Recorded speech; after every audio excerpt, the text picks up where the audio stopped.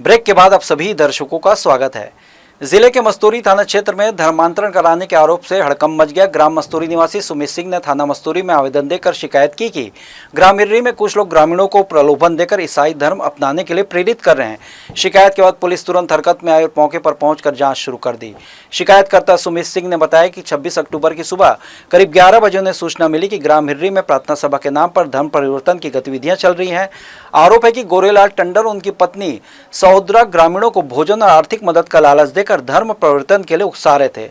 सुमित सिंह ने इसकी जानकारी तत्काल मस्तूरी थाना प्रभारी को दी, जिसके बाद पुलिस टीम के साथ वो खुद भी मौके पर पहुंचे। वहां पहुंचने पर पुलिस ने देखा कि प्रार्थना सभा चल रही थी और कुछ लोग धार्मिक भाषण दे रहे थे। मौके पर 60 से 70 ग्रामीण, जिनमें महिलाएं और बच्चे भी शामिल थे, उपस्थित पाए गए। स्थानीय ग्रामीणों ने पुलिस को बताया कि इस तरह की सभाएं पिछले कुछ दिनों से लगातार आयोजित की जा रही हैं। ग्रामीणों का कहना है कि इस प्रकार की गतिविधियों से गांव का माहौल बिगड़ रहा है और धार्मिक भावनाएं आहत हो रही हैं। घटना के बाद गांव में तनाव की स्थिति बन गई। फिलहाल पुलिस ने मामला दर्ज कर लिया है। बिलासपुर पुलिस अधीक्षक रजनेश सिंह ने जानकारी देते हुए बताया कि इस तरह के मामले जिनमें भी बिना जानकारी के सभा आयोजित की जाना धार्मिक आहत है, ऐसे मामले में लगातार कार्रवाई जारी रहेगी। इसके साथ ही पुलिस ने ग्रामीणों से भी शांति बनाए रखने की अपील की है।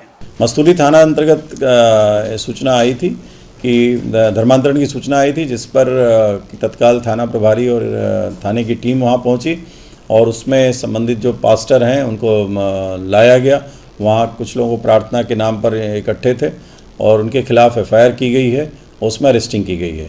बार बार ये स्पष्ट रूप से संदेश है कि इस तरीके की कोई भी बिना किसी कॉम्पिटेंट अथॉरिटी के ऐसी कोई भी व्यवस्था यदि करता है कोई और कर रहा है और लोगों को वहाँ शामिल कर रहा है, ये धर्म स्वातंत्र्य अधिनियम के विपरीत है और इसमें कार्रवाई की है। बिलासपुर के चकरभाटा थाना क्षेत्र में मामूली विवाद के बाद युवक पर जानलेवा हमला करने वाले 5 आरोपियों को पुलिस ने रिपोर्ट दर्ज होने के कुछ ही घंटों में गिरफ्तार कर लिया। घटना 26 अक्टूबर की रात तेलसरा गांव में गोरा गोरी की बैठक के बाद हुई। जब आरोपी गाली गलौज कर रहे तो ग्रामीण गंगाराम यादव ने उन्हें रोकने की कोशिश की। इससे नाराज होकर आरोपियों ने उस पर हमला कर दिया। आरोपी विक्की सिंह ठाकुर ने हत्या की नीयत से नुकीली वस्तु से गंगाराम के पीठ और पेट में वार किया, जिससे वो गंभीर रूप से घायल हो गया। पुलिस ने तत्परता दिखाते हुए नितेश सिंह ठाकुर, रितेश उर्फ राकेश सिंह ठाकुर, विक्की सिंह ठाकुर, मनीष कुमार ब्रिजवासी और महेश कुरे सभी निवासी तेलसरा को गिरफ्तार कर लिया है। आरोपियों को न्यायिक रिमांड पर अदालत में पेश किया जा रहा है। चकरभाटा थाने में कल रात को 2 बजे आज की अर्ली मॉर्निंग में ये रिपोर्ट प्राप्त हुई कि गांव के कुछ युवकों द्वारा गाली गलौज की जा रही थी, जिससे कि गंगाराम यादव जो है वो मना कर रहा था। गौरी गौरा की मीटिंग रात को कंप्लीट हुई थी वहां उस गांव में, और उसके बाद जब सब अपने अपने घरों की ओर वापस जा रहे थे तो उसी बीच में ये लोग 5 युवक जो हैं ये लोग गाली गुफ्तार करते हुए जा रहे थे, जिसे गंगाराम यादव द्वारा मना किया गया, जिस पर उन लोगों ने उसके साथ हाथ मुक्के से मारपीट शुरू की और बाद में हत्या करने की नीयत से उसके ऊपर जानलेवा हमला धारदार वस्तु से किया गया, जिस पर तत्काल इसमें संवेदनशीलता को देखते हुए इसमें तत्काल बिलासपुर पुलिस ने 5 आरोपियों को अरेस्ट कर लिया, जिसमें 3 भाई हैं और 2 मोहल्ले के ही निवासी हैं। जशपुर जिले के मनोरा चौकी क्षेत्र में आपसी विवाद के चलते एक व्यक्ति ने टांगी से हमला कर धर्मजीत राम को गंभीर रूप से घायल कर दिया। घटना कर्मा त्योहार को रात गांव के अखाड़ा के पास हुई। पुलिस ने आरोपी धुरवा राम निवासी गड़िया टोंगरी को गिरफ्तार कर जेल भेज दिया। आरोपी के कब्जे से वारदात में प्रयुक्त टांगी भी जब्त की गई। मामला बीएनएस के तहत दर्ज किया गया है। गुलाब नगर के व्यापारी पीएन मौर्य बीते दिनों अपनी बहनोई की कार से पुराना हाईकोर्ट रोड स्थित केनरा बैंक गए थे। पार्किंग न मिलने के कारण कार को सड़क किनारे खड़ा किया। जब बैंक से बाहर लौटे तो देखा कि ड्राइवर साइड का शीशा चटक कर टूट चुका है, लेकिन कार के अंदर चोरों को कुछ भी नहीं मिला। स्थानीय लोगों ने बताया कि इलाका पहले भी चोरी की घटनाओं का शिकार हो चुका है। घटना के समय कुछ लोग वहां मौजूद थे, लेकिन जैसे ही उन्होंने चोरों को देखा आरोपी मौके से फरार हो गए। बैंक की महिला कर्मचारी ने याद दिलाया कि सिर्फ 1 महीने पहले भी यहाँ किसी भी उपभोक्ता से लूट की कोशिश हुई थी। पीएन मौर्य ने आसपास लगे सीसीटीवी कैमरों से मदद लेने की कोशिश की, लेकिन कार कैमरे की पहुंच से दूर खड़ी थी, इसलिए चोरों का चेहरा कैद नहीं हो सका। पर्याप्त साक्ष्य न होने, प्रार्थी की सहमति नहीं मिलने के कारण थाने में रिपोर्ट दर्ज नहीं की गई। पुलिस मौके पर आई, लेकिन किसी ने ठोस जानकारी नहीं दी।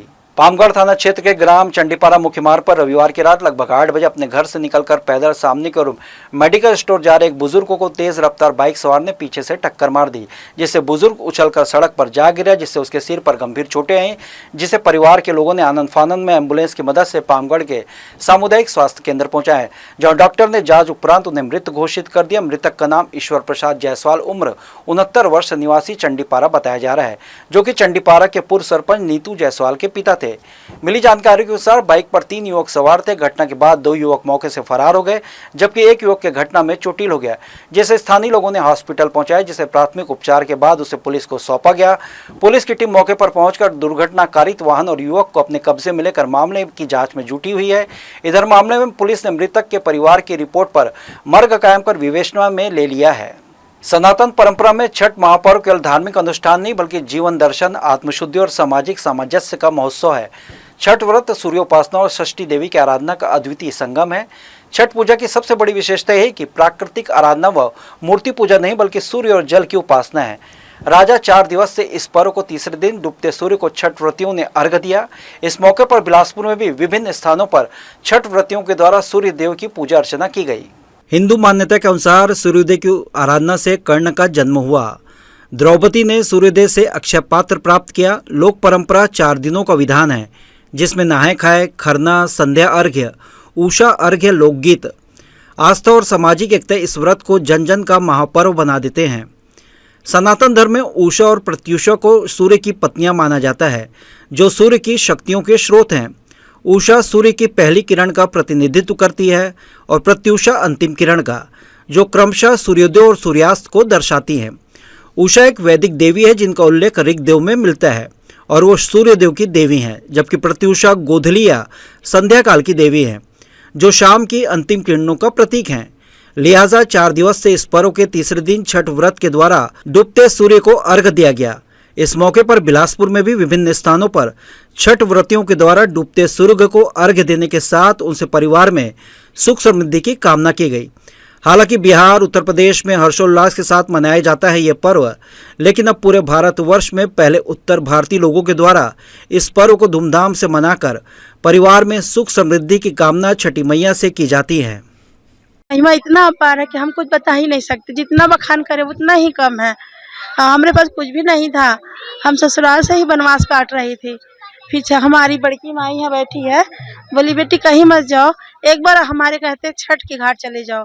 हम छठ घाट आए, सुबह सुबह मांगे। हम बोले छठ मैया से कि यही छठ के आने से पहले हमरा गोद भर दोगी, हमरा अंधन दे दोगी तो हम फिर से तुम्हारे द्वारा आऊंगी। छठ आने से पहले हमरा गोद भी भर गया, 2-2 ठो बच्चा हो गया और हमरा अंधन घर सब कुछ मिल गया। बोले छठ मैया का जितना भी बखान करे उतना ही कम है। छठ पर्व बहुत पावन पर्व है। हम बिहार वासियों या समस्त जो भी देशवासी है, देश विदेश के लोग सभी मनाते हैं इसे। छठ सबसे पहले कुंती मनाई थी महाभारत में अपने वंश को आगे बढ़ाने के लिए। बिहार के सबसे बड़ा पर्व है छठ मैया का। आज हम लोग संध्या का अर्घ देने आए हैं। कल सुबह का अर्घ देने आएंगे। ये पूरा 36 घंटे का व्रत रहता है, जिसमें लोग और ये हमें आस्था बताता है कि हम कैसे एक जुड़ाव के साथ रहते हैं। और इसमें काफ़ी चीज़ बरतनी पड़ती है, बहुत सी सावधानियां बरतनी पड़ती है और ये आस्था का महापर्व कहा जाता है इसे। छठ पर्व के संबंध में कृता स्कंद देवता के जन्म से जुड़ी है। गंगा देवी ने स्कंदकार बालक को जन्म दिया, जिसे सरकंड के वन में छोड़ दिया। उस वन में 6 कृतिकाएं निवास करती थी। उन सभी ने स्कंद का लालन पालन किया, इसी कारण स्कंद नाम पड़ा। ये कृतिकाएं कार्तिक की षष्ठ माताएं कहलाई, जिन्हें इस छठ माता या षष्ठी मैया कहते हैं। लिहाजा उगते सूरज को अर्घ्य देने के साथ ही इस 4 दिवसीय पर्व का समापन होगा। जी न्यूज़ के लिए कैमरामैन राकेश खरे के साथ प्रियंका सिंह की रिपोर्ट। बिलासपुर में छत्तीसगढ़ की लोक संस्कृति और परंपरा की रंगीन छटा बिखर रही है। अवसर था राज्य स्तरीय स्वर्ण नृत्य महोत्सव का, जहां प्रदेश भर से आई लोक नृत्य टोलियों ने अपनी उम्दा प्रस्तुतियों से दर्शकों का मन मोह लिया।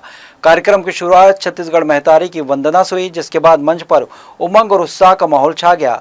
कार्यक्रम में सबसे पहले कोटा बेलगेना की टोली ने पारंपरिक वेशभूषा में सुआ नृत्य की शानदार प्रस्तुति दी। इसके बाद रतनपुर, मुंगेली, नानघाट और अन्य जिलों से आई टोलियों ने भी तरी हरी नाहना जैसे छत्तीसगढ़ी लोकगीतों पर थिरक कर दर्शकों को मंत्रमुग्ध कर दिया।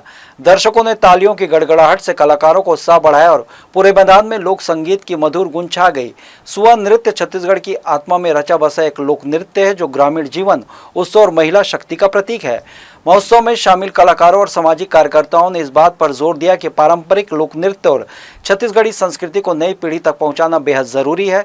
सुआ नृत्य महोत्सव ने यह साबित कर दिया कि आधुनिक दौर में भी छत्तीसगढ़ की संस्कृति न केवल जीवंत है बल्कि गर्व से सिर उठा खड़ी है।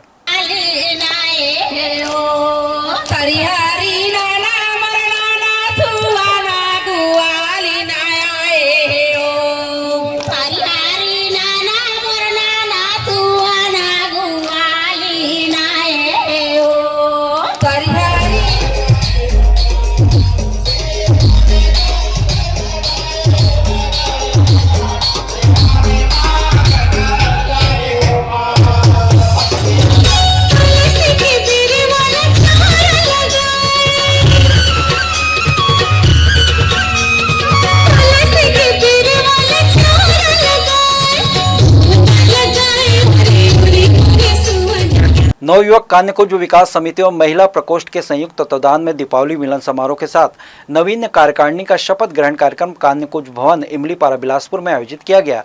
कार्यक्रम में समाज के विभिन्न वर्गों के लोगों ने उत्साहपूर्वक हिस्सा लिया। कार्यक्रम की शुरुआत दीप प्रज्वलन और मां सरस्वती की वंदना से की गई। इसके पश्चात नवनिर्वाचित कार्यकारिणी के पदाधिकारियों ने शपथ ग्रहण कर समाज सेवा के प्रति अपने कर्तव्यों का निष्ठापूर्वक पालन करने का संकल्प लिया।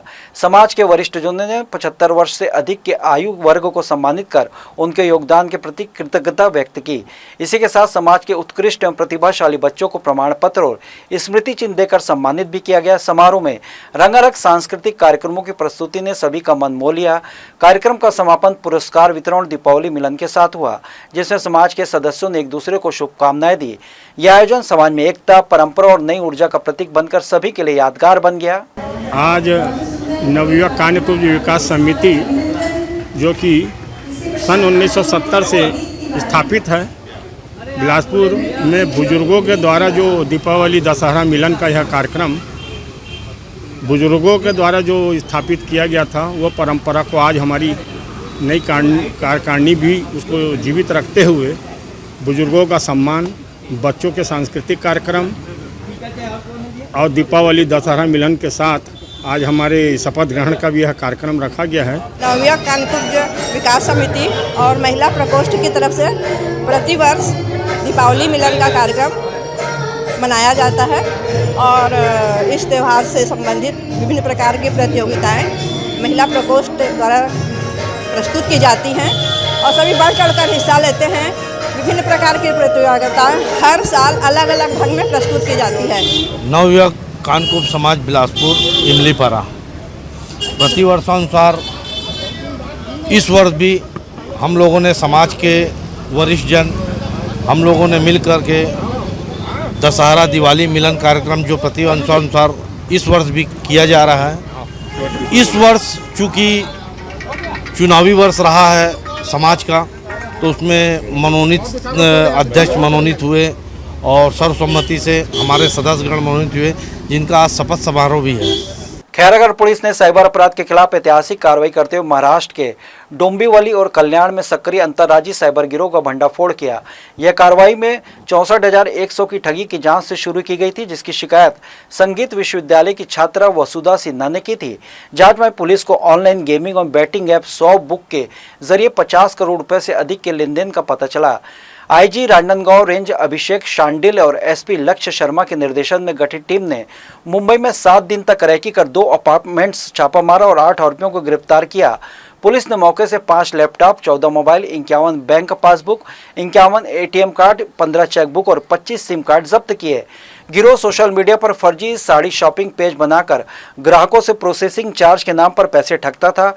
बरामद डिवाइस में 100 बुक नामक ऐप के जरिए देश भर में ऑनलाइन सट्टेबाजी और गेमिंग फ्रॉड का नेटवर्क संचालित किया जा रहा था। सभी आरोपियों को ट्रांजिट रिमांड पर खैरागढ़ लाया गया और आईटी एक्ट एवं जुआ अधिनियम के धाराओं के तहत अपराध दर्ज कर विवेचना जारी है। पुलिस अधीक्षक ने इसे प्रदेश की सबसे बड़ी साइबर सफलता बताया और टीम को सम्मानित करने की घोषणा की। तो ये थे इस बुलेटिन की खबरें। देश विदेश की तमाम खबरों के लिए बने रहिए जी न्यूज़ के साथ। मुलाकात होगी अगले बुलेटिन में, तब तक के लिए मुझे दीजिए इजाज़त। आप स्वस्थ रहें, खुश रहें, अपना बहुत बहुत ख्याल रखें और देखते रहिए जी न्यूज़। नमस्कार।